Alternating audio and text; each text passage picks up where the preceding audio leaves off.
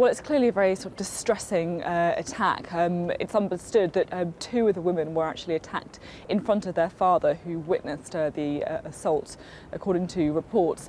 And what is understood to have happened is that the women were part of a convoy which was travelling through Libya in order to try and provide humanitarian assistance in the Gaza Strip. Now, they were stopped at the border with Egypt, they were turned back, and that's when they made the decision, the convoy, to return and try and get a flight home from Benghazi airport. But around Benghazi, it's understood that they were then attacked, that they were abducted, and that is when the alleged rape took place. And there are, of course, some quite worrying reports that the people who conducted the attack were actually members of the sort of pro-government militia. So that, I think, is partly why we've had this very swift response from the Deputy Prime Minister in Libya. He says that he's met with the women and also spoken to their father, and he's condemned what happened as a brutal attack, a horrible act on his Facebook page, and also, of course, in this interview that he's given with a Libyan television station, apologising on behalf of the country. And also there's reports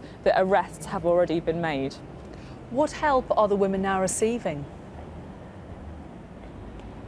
Well, the Foreign Office in the UK is saying that they are aware of the incident, that they're providing consular assistance, and the Deputy Prime Minister in Libya is also saying that they're trying to make sure that the women have got all the care and support that they needed.